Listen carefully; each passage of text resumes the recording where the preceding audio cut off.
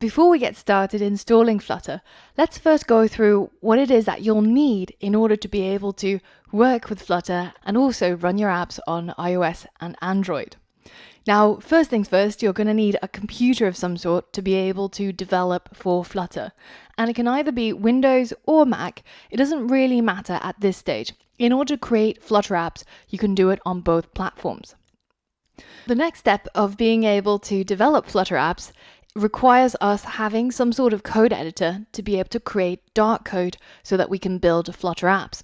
And the two contenders that you should consider are Android Studio and VS Code. And they're both pretty capable in terms of developing for Flutter. Now, personal preferences aside, we're going to be using Android Studio for this course. And there's many reasons, including it makes it easier to work with the emulator, it allows us to upgrade to Android X or Jetpack really easily, and down the line, even if you're using VS Code, there will be places where you'll need to use Android Studio anyways. So we might as well commit to one platform. And the one that we've chosen is Android Studio. Now, if you have a preference for VS Code, you can use it for this course, but just be aware that when we're using certain specialized tools that have been developed for Android Studio, you might have to have a quick Google and see what the equivalent is for VS Code. Now, outside of Android Studio, IntelliJ, and VS Code, I wouldn't recommend using any other type of code editor. And it's because we really do need a fully powered IDE to be able to hint and suggest code to us, to be able to do code completion, and to be able to work seamlessly with our emulators, simulators, and running our apps on devices.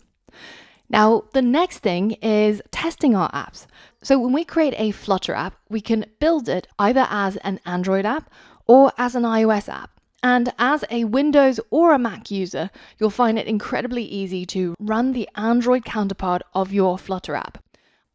All you need is either a physical device running Android or an emulator, which I'm going to shortly show you how to download and how to set up. And that is a pretend version of an Android phone that's going to run on your computer. And both work just as well for the purposes of this course. Now, on the other hand, if you want to test the iOS counterpart of your Flutter app, things get a little bit more tricky. Now, traditionally, Apple has always been very sandboxed. So in order to develop an app and run it either on a physical iPhone device or on an iOS simulator, you will need a Mac. And this is the part that's quite difficult to get around. The reason being that Apple has something called code signing. And this is done for security reasons, so that when people download or sideload an app onto their iPhone, that there isn't something malicious on there. And every app that gets deployed onto a device requires a certificate issued by Apple. And to issue that certificate, you're going to need a Mac of some sort. Now, what about the simulator? Because similar to an Android emulator, it's also just a computer program that runs on your laptop or your desktop, and it simulates a real iPhone device. Now, in this case, you're not loading it onto a physical device, so you won't need a certificate for it, but the iOS simulator is a program that will only run on a Mac.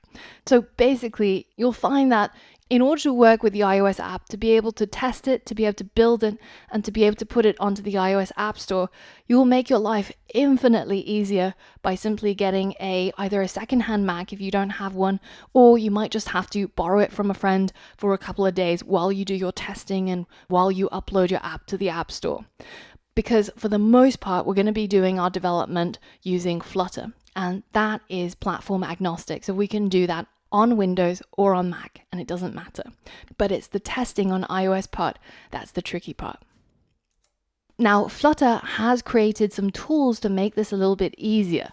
So, for example, here you can see that I'm running an app on the Android emulator on the right here, and inside the Flutter inspector, there's a platform that toggles the rendering to switch from Android to iOS. And you can see that this top bar changes in appearance to show you roughly what it would look like if this was being run on iOS. And this is great while you're testing and you don't want to have both a simulator and an emulator up, or both an iPhone and an Android phone running the app at the same time. So this is a really neat trick that you'll surely find useful if you're working on Windows with an Android emulator. Now, there's also tools like CodeMagic, which allow you to use continuous integration, build, test, and deliver your Flutter apps straight to the App Store. But again, I wouldn't recommend building an iOS app without ever having tested it on a real iOS device.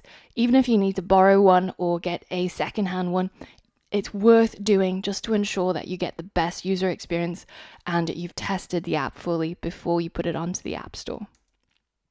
So, as a summary, in order to develop Android apps with Flutter, you can use a Mac or a PC. You'll need to download Android Studio, and you're going to need an Android emulator or a physical device. In order to build iOS apps with Flutter, I recommend that you have a Mac that you can work with. And again, we're going to be using Android Studio, and you'll need an iOS simulator or a physical device to be able to test your iOS apps.